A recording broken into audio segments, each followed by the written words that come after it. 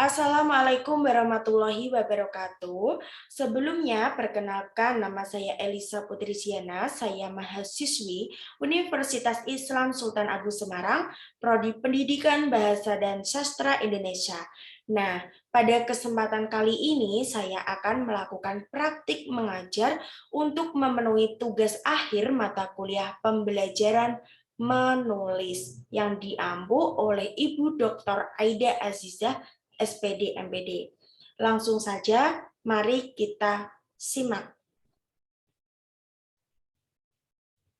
Assalamualaikum warahmatullahi wabarakatuh. Sebelum mengawali pembelajaran pada pagi hari ini, alangkah baiknya kalau kita berdoa terlebih dahulu sesuai dengan agama dan kepercayaan kita masing-masing, supaya pembelajaran dapat berjalan dengan lancar serta ilmu yang kita peroleh bermanfaat. Berdoa menurut agama dan kepercayaan masing-masing dimulai. Amin. Nah, berdoa selesai. Baik anak-anak, bagaimana kabar kalian hari ini? Alhamdulillah ya kalau sehat semua. Jadi sehat itu nikmat yang tiada tara. Kalian harus bersyukur kepada Allah karena telah diberikan nikmat sehat yang luar biasa ini. Sehingga kalian memiliki kesempatan untuk berkumpul dan menuntut ilmu bersama-sama pada pagi hari ini. Baik anak-anak, sebelum masuk ke materi pembelajaran, Ibu akan mengajak kalian untuk berjargon terlebih dahulu supaya kalian lebih semangat. Ayo kepalkan tangan kalian ke atas seperti ini. Belajar dengan semangat, semangat dengan ikhlas, ikhlas membawa berkah. Amin. Nah, baik anak-anak, pada pertemuan minggu lalu, kita telah belajar mengenai teks cerpen. Kalian sudah mempelajari semuanya, baik dari struktur, nilai-nilai, kemudian kaidah kebahasaan, dan lain-lainnya. Seperti itu ya, kalian sudah mencatat dan Ibu telah memberikan tugas. Seperti itu, jadi Ibu harap kalian itu sudah pada paham semuanya, seperti itu. Nah, pada pertemuan hari ini kita akan mempelajari mengenai teks puisi. Nah, apa saja yang kita pelajari nanti? Ibu akan share screen terlebih dahulu.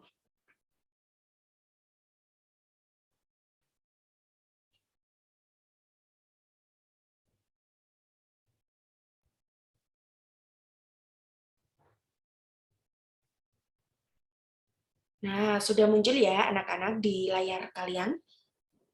Baik, pada pertemuan hari ini kita akan mempelajari teks puisi.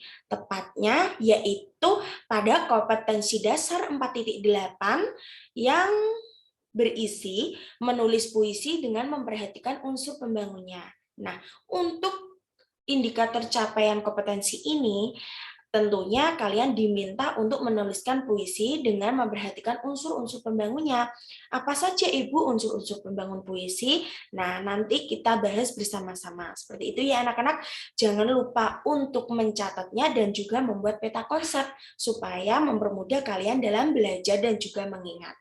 Seperti itu. Tujuan pembelajarannya di sini yaitu peserta didik diharapkan mampu menyajikan gagasan, perasaan, dan pendapat dalam bentuk teks puisi secara tulis. Jadi hasil akhir dari pembelajaran kita ini yaitu kalian diminta untuk menuliskan puisi karya kalian sendiri, seperti itu. Langsung saja kita masuk, sebelum kita masuk ke materi yang lebih lanjut, di sini ada kutipan kalimat dari Sufyan bin Uyainah supaya kalian semangat untuk belajar. Seperti ini kutipannya.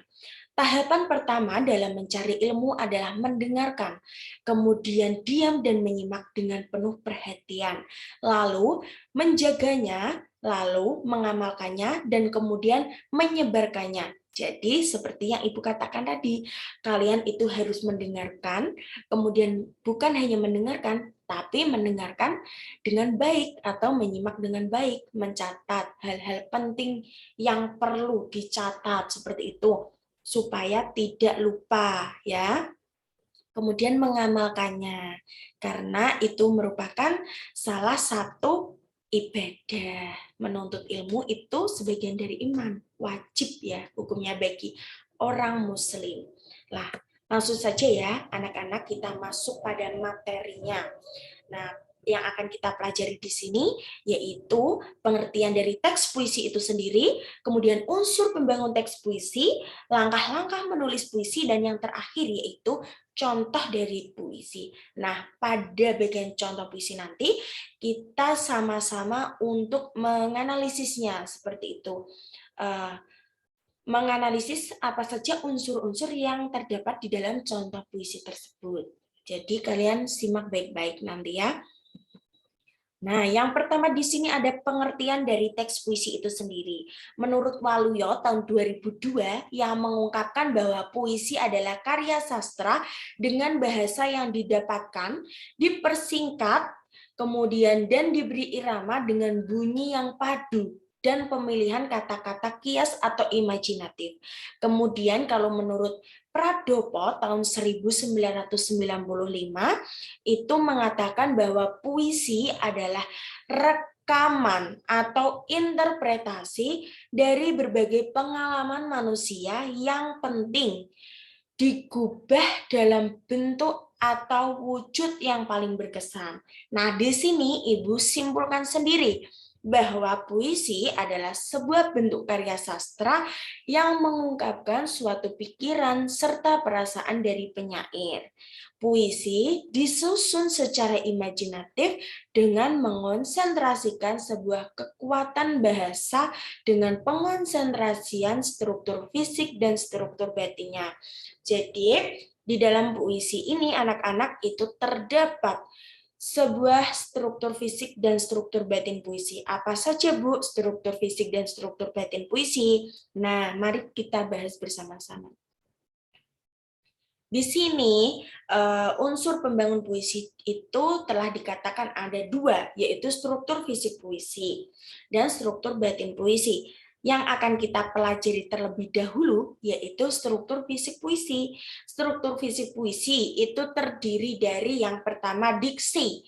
Diksi di sini merupakan pemilihan kata yang tepat dan kaya nuansa makna. Pemilihan kata dalam puisi harus mempertimbangkan makna, baik makna denotatif atau makna sebenarnya, dan juga makna konotatif atau bukan makna sebenarnya, sehingga mampu menumbuhkan imajinasi pembacanya. Kemudian yang kedua yaitu ada majas atau gaya bahasa. Majas atau gaya bahasa di sini merupakan berfungsi untuk menciptakan citraan, yaitu gambaran angan pada pembaca. Nah, untuk diksi dan majas ini anak-anak itu biasanya memiliki fungsi yang sama, yaitu untuk memperindah seperti itu ya, untuk memperindah puisi. Kemudian yang ketiga yaitu ada pengimajian atau imaji. Nah, ini merupakan susunan kata-kata yang dapat mengungkapkan pengalaman sensoris atau berhubungan dengan panca indera, pengimajian itu ya. Kalian catat ya. Kemudian yang keempat ada verifikasi. Nah, verifikasi ini terdiri dari rima, ritme, dan metrum. Ibu, apakah dari ketiganya itu berbeda atau sama? Baik, dari ketiganya itu berbeda ya anak-anak. Rima, ritme, dan juga metrum itu berbeda. Nah, untuk rima sendiri itu berarti pengulangan bunyi dalam puisi. Kemudian untuk ritme itu intonasi bunyi. Dan kalau metrum itu pengulangan kata yang tetap bersifat statis. Seperti itu. Jadi ketiganya itu berbeda. Kalian harus bisa membedakan dari ketiga itu. Kemudian yang kelima yaitu kata konkret. Kata konkret di sini itu berfungsi untuk membangkitkan imaji atau daya bayang pembaca. Kemudian yang keenam atau yang terakhir ada tipografi. Tipografi merupakan tatanan larik, bait, kalimat, frase, kata, dan bunyi untuk menghasilkan suatu bentuk fisik yang mampu mendukung isi, rasa, dan suasana pada puisi. Nah, anak-anak pada struktur fisik puisi, apakah ada yang ingin ditanyakan? Kalau belum jelas, boleh ditanyakan. Baik, kalau sudah jelas semua ya. Jadi, Ibu lanjutkan pada struktur batin puisi. Nah, pada struktur batin puisi ini, itu ada 4. Kalian bisa singkat dengan tempe sunama, seperti itu ya. Di mana itu tema atau gagasan pokok yang disampaikan dalam puisi, kemudian perasaan itu gambaran perasaan yang dialami oleh penyair, kemudian nada dan suasana itu keadaan jiwa pembaca setelah membaca puisi, dan yang terakhir yaitu amanat atau pesan yang hendak disampaikan penulis kepada pembacanya. Seperti itu. Untuk struktur batin puisi, mungkin kalian sudah paham semuanya. Jadi Ibu langsung lanjutkan saja ya. Nah, ini merupakan bagian yang paling penting yang harus kalian hafalkan atau kalian ingat bahwa langkah-langkah menyusun puisi. Nah, di sini langkah-langkah menyusun puisi itu yang pertama menentukan tema puisi terlebih dahulu. Jadi anak-anak perlu kalian ketahui bahwa dalam menulis puisi atau mengarang puisi atau mengarang karya sastra apapun yang kalian harus tentukan terlebih dahulu itu tema. Temanya harus ditentukan terlebih dahulu. Untuk apa namanya? Untuk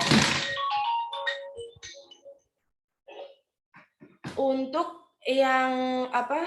Untuk judul itu ada di akhir. Jadi tema puisi itu harus ditentukan terlebih dahulu.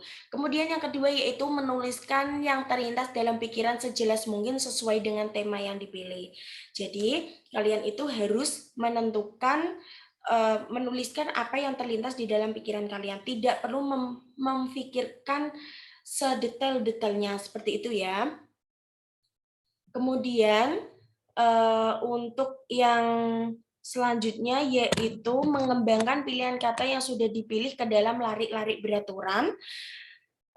Yang keempat yaitu menyusun larik-larik puisi menjadi bait dengan memperhatikan rima atau persamaan bunyi, dan yang terakhir yaitu memberi judul puisi yang dibuat. Nah, ini tadi telah Ibu katakan bahwa memberikan judul puisi yang dibuat itu ada di bagian akhir. Langsung saja ya, ini kalian harus pahami, sudah dicatat semua kan? Baik. Nah, di sini ada apa namanya? Di sini ada salah satu puisi yang telah Ibu ambil untuk contoh. Di sini puisinya berjudul Doa karya Hairil Anwar. Apakah kalian pernah membacanya? Iya, tentu pernah ya. Nah, jadi Ibu akan membacakannya terlebih dahulu. Doa karya Hairil Anwar. Tuhanku, dalam termenung, aku masih menyebut namamu. Biar susah, sungguh mengingat kau penuh seluruh. Cahayamu panas suci, tinggal kerlip lilin di kelam sunyi.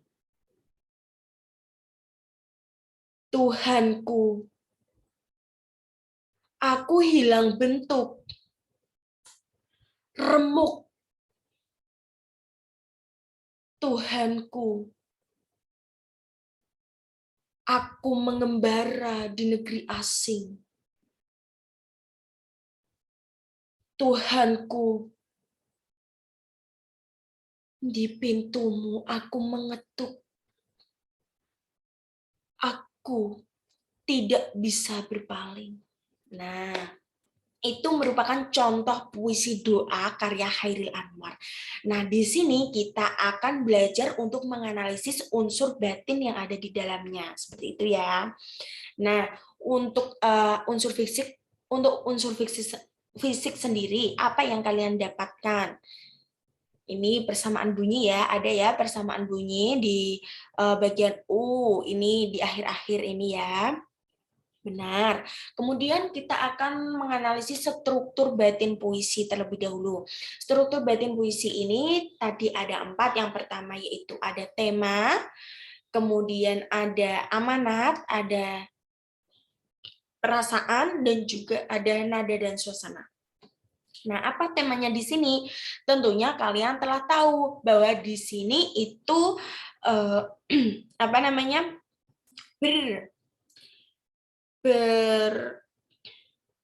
Berdekatan dengan ketuhanan. Nah, jadi tema yang digunakan dalam puisi ini adalah tema ketuhanan. Seperti itu. Kemudian yang selanjutnya di sini ada nada dan suasana. Nada dan suasana di sini itu memiliki nada sebuah ajakan agar pembaca menyadari bahwa hidup ini tidak bisa berpaling dari ketentuan Tuhan. Kemudian untuk perasaannya di sini yaitu perasaan terharu dan rindu. Ini berada pada kutipan dalam termenung, aku hilang bentuk, remuk. Nah, itu merupakan perasaan terharu atau rindu kepada Tuhan. Seperti itu. Untuk yang terakhir, yaitu amanat. Sesuai dengan tema yang diangkatnya, bahwa puisi doa ini berisi amanat kepada pembaca agar menghayati hidup dan selalu merasa dekat dengan Tuhan. Seperti itu. Sampai di sini, apakah kalian sudah paham? Oke, baik. Kalau sudah paham, Ibu lanjutkan. Nah, untuk itu kita masuk kepada penugasan. Penugasannya di sini yaitu ada 2 soal. Yang pertama yaitu buatlah puisi dengan tema perjuangan. Kemudian buatlah puisi dengan memperhatikan unsur-unsur pembangun puisi. Salah satunya yaitu tema, diksi, dan juga majas. Itu yang tidak boleh dilupakan. Jangan asal-asalan membuat puisi seperti anak SD, ya. Untuk tugasnya sudah dicatat. Baik, kalau sudah dicatat, mungkin Ibu cukupkan dulu ya pembelajaran pada hari ini. Namun untuk itu, untuk evaluasinya sendiri, Ibu ucapkan terima kasih kepada teman-teman yang telah bergabung di dalam ruang Zoom ini. Semoga kalian mendapatkan ilmu yang berkah dan bermanfaat untuk orang banyak dan untuk diri kalian sendiri. Kemudian, terima kasih sudah menjadi siswa yang aktif. Kemudian, jangan lupa untuk mengerjakan tugasnya ya. Untuk ringkasan materinya, di sini kita telah mempelajari baik dari pengertian, struktur puisi yang terdiri dari unsur fisik dan unsur batin, kemudian langkah-langkah menulis puisi, dan juga pada pertemuan hari ini juga kita telah belajar menganalisis puisi itu sendiri. Nah, anak-anak, mungkin Ibu cukupkan dulu ya sampai di sini. Apabila ada kesalahan mohon dimaafkan.